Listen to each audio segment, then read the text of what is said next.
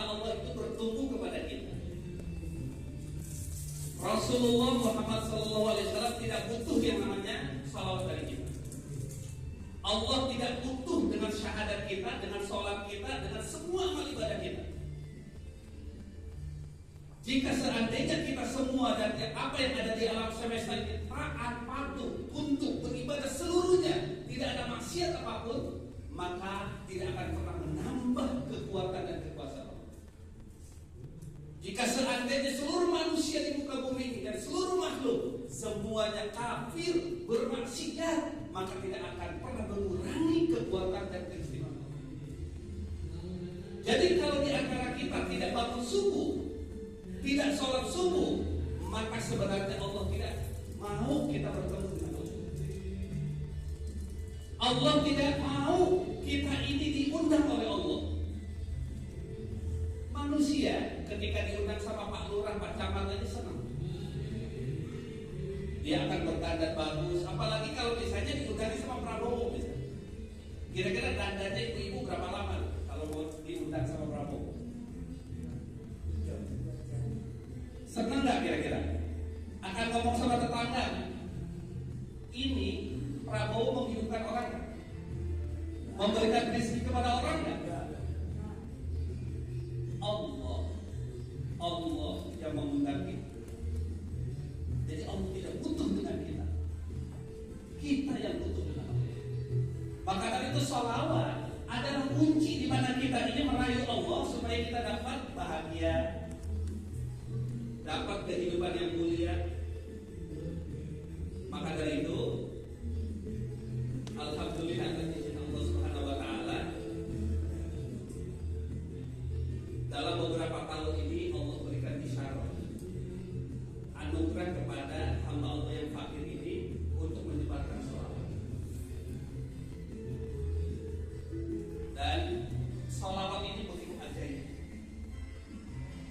Dalam sebuah hadis dikatakan oleh Rasulullah SAW, barang siapa yang bersalawat kepada Rasulullah SAW, maka apa yang terjadi? Dia akan dihapuskan 10 keburukan. Lalu dia akan mendapatkan 10 pahala terbaiknya, dan dia akan mendapatkan 10 derajat dalam kehidupan. Pertanyaannya, kalau kita ini tidak diberikan derajat dalam kehidupan ini, kemuliaan dalam kehidupan ini, kira-kira kenapa? Jangan-jangan kita jarang sholat.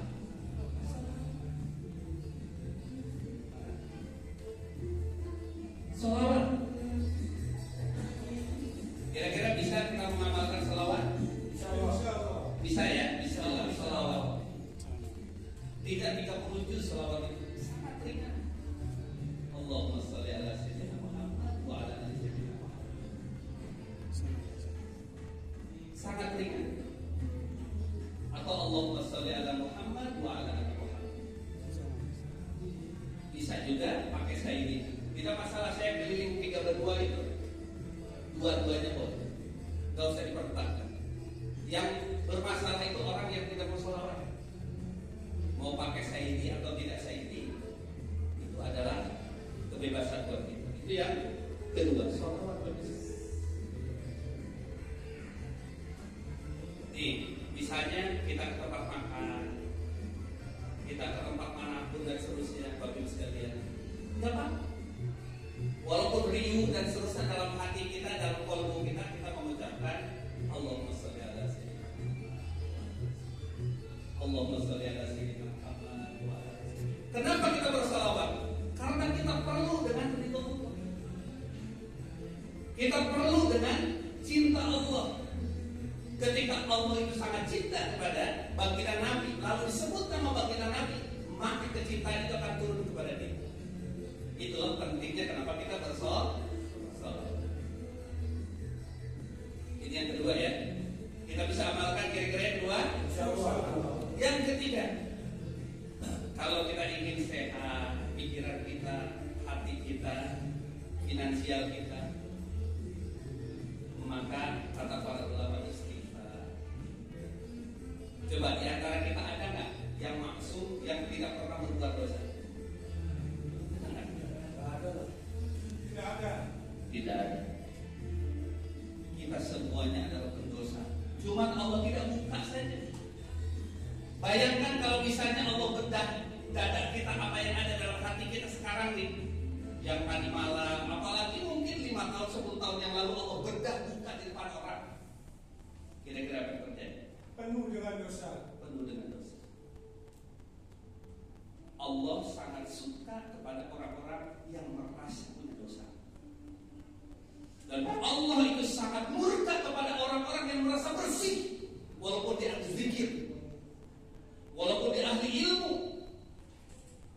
Bisa bayangin seorang wanita pelacur, Allah berikan kemuliaan dalam akhiratnya saat dia memberikan air minum kepada anjing, karena dia merasa syukur dan merasa bahwa dirinya tidak pantas dan tidak layak masuk surga karena berdosa. Tapi ternyata karena perasaan bahwa dia itu berdosa, itulah yang menyebabkan dia itu bisa dimasukkan ke dalam surga. Ajazil itu adalah malaikat makhluk yang paling taat kepada Allah. Itulah Raja Iblis. Satu kesalahan dia, merasa dirinya saya lebih baik dari Anda. Jadi kalau di antara kita Bapak Ibu sekalian merasa dirinya tidak punya dosa dan merasa dirinya lebih baik daripada orang lain, maka dipastikan Allah murka. Allah itu tidak senang dengan kita. Berbagai penyakit akan merasuk kita. Jadi kalau di antara kita nih hari ini masih banyak penyakit, maka berarti di antara kita itu jarang istighfar.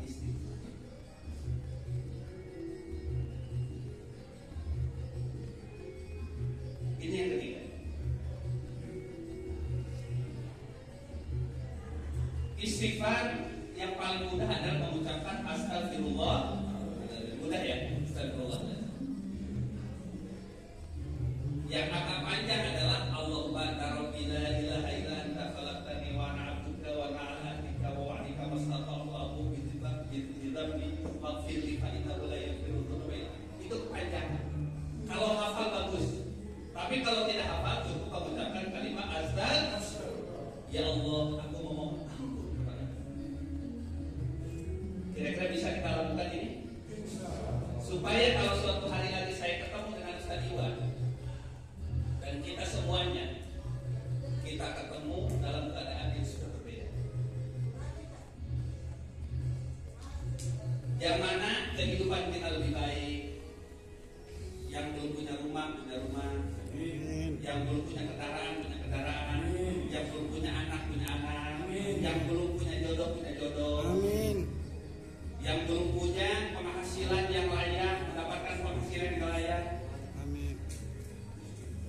Jadi kalau nanti ketemu lagi dengan saya, Bapak Ibu sekalian, kondisinya sama, ruwetnya sama. Lalu apa yang kita lakukan selama berpisah kita? Maka dari itu, yang terakhir yang ingin saya ijazahkan adalah ad-du'a billah. Ad-du'a'u bid-du'ai ala dhahril ghaib kalau Allah. Kita saling mendoakan ketika kita ini tidak bersama. Itu namanya ad-du'a ala dhahril ghaib. Apa kata Rasulullah? Kata baginda yang dikutip oleh ulama besar, salah satunya adalah dalam kitab Riyadhus Shalihin, di mana Rasul bersabda, "Ma min 'abdin yad'u li akhihi ala dhahril ghaib illa qala lahu qala wala habib." Barang siapa yang berdoa, bermunajat kepada Allah untuk seseorang dan orang itu tidak ada, tidak hadir dan tidak tahu kalau dia mendoakannya, maka malaikat semua mengaminkan seluruhnya dan mengatakan wala kabidin, dia dapat korban, diistijabah oleh Allah Subhanahu.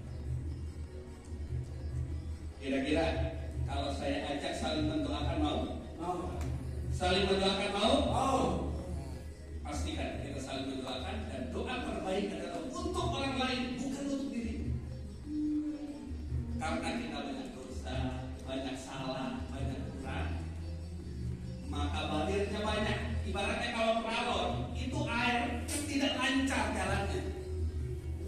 Tapi kalau misalnya di peralonnya itu tidak ada karatan, tidak ada lumutan, maka kira-kira apa yang terjadi dengan airnya? Lancar.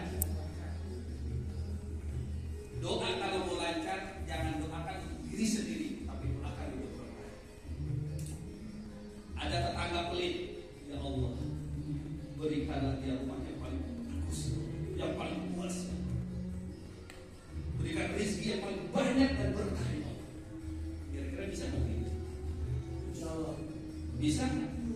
Kalau nggak bisa, jangan ketemu saya. Karena pasti nasibnya sama. Jangankan keliling dunia, keliling Indonesia aja nggak bisa. Tapi kalau kita mau saling mendoakan, bismillah. Mau saling mendoakan? Mau saling mendoakan? Dan ingat, jangan banyak mendoakan untuk diri sendiri, tapi pastikan berdoa untuk orang lain. Dan Allah sangat senang, malaikat sangat senang. Kalau kita sakit, ya Allah, sembuhkanlah orang-orang yang di desa saya sakit, Allah. Cabutlah penyakitnya, ya Allah. Orang yang sayang dengan saya, orang yang mencintai saya, orang yang berjasa kepada saya, orang yang menzalimi saya, orang yang menyakiti saya, cabut penyakitnya, ya Allah. Diulangi. Sampai malaikat sibuk di langit, nanti akhirnya Allah akan sembuhkan kita. Mau saya mendoakan? Mau saya mendoakan? Karena saya meyakini bahwa kita semuanya berpenyakit kita. Kalau masih ada rasa tersinggung, pernah nggak tersinggung sama orang? Pernah nggak marah? Itu penyakit apa bukan? Kenapa tadi nggak ngacu ketika siapa yang sakit? Saya sakit hati. Jadi kita semuanya mudah-mudahan semua. Amin. Sekali lagi, penyakit dalam dada kita, penyakit dalam pikiran kita, penyakit dalam kantong kita. Kuwatul iman, kuwatul akhlak, kuwatul ilmi, kuwatul mal, kuwatul jihad. Maka mau tidak mau kita mencoba mengarahkan setiap orang dimanapun untuk berdoa kepada Allah, untuk menjadikan dia kuat imannya, hatinya bersih, menjadikan ilmunya berwawasan luas supaya tidak cepat memvonis orang, tidak menjustifikasi orang. Allah sangat suka dari adalah dengan orang-orang yang merasa seorang pelacur belum tentu di akhir neraka. Seorang yang sujud setiap hari dan berzikir setiap hari belum tentu dia ahli surga. Karena surga dan neraka milik siapa? Allah. Yang menentukan siapa? Allah. Tidak ada hak siapapun di antara kita untuk memvonis siapapun di ahli surga atau neraka. Kita ingin suatu hari suatu saat kalau Allah izinkan kita bertemu di sini, maka harus berubah. Sama tetangga harus lebih baik. Apalagi sama suami, apalagi sama istri, apalagi sama anak,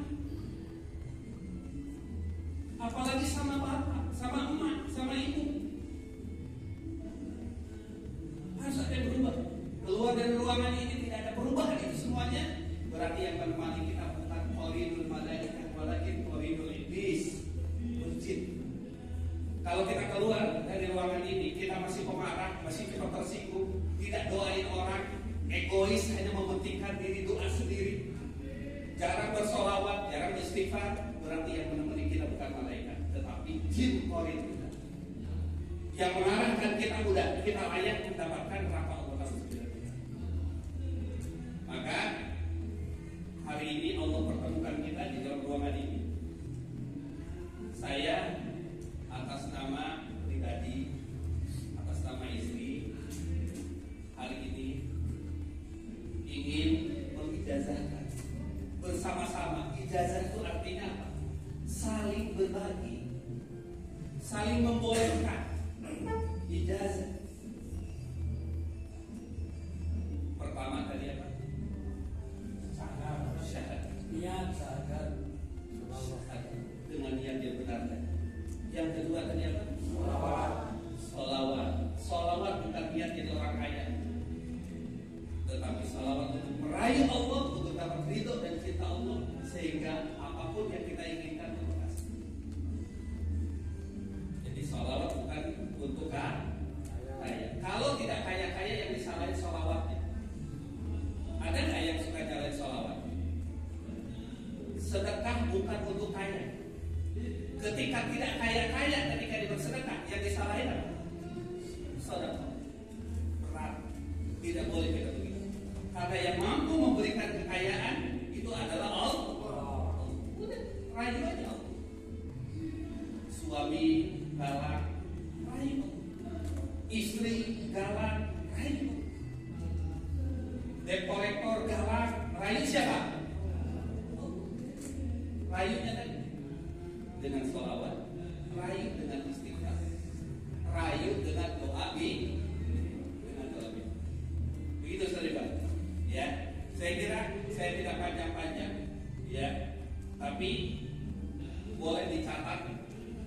Insya Allah atas izin Allah mudah-mudahan suatu hari saya bisa lagi ke Cirebon dan yang duduk di sini semuanya sudah berubah. Amin. Berubah hatinya, berubah perilakunya, berubah kemuliaannya. Ya, jadi muka itu muka ceria semuanya. Masya Allah, itu di kantongnya udah ATM-nya penuh duit, ya kan?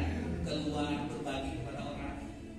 Karena pesan baginda dan para ulama di akhir zaman, amalan terbaik itu adalah orang yang mampu memberikan makan kepada orang lapar.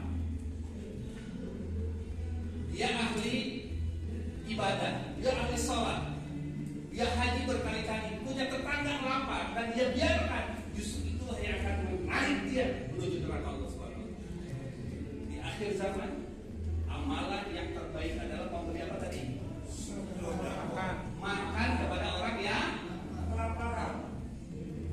Jadi kalau kita makan berlebihan, lalu di sebelah sana ada yang masih kelaparan, Allah marah, malaikat marah, dan bisa jadi kita tunggu saja berbagai macam masalah, berbagai musibah.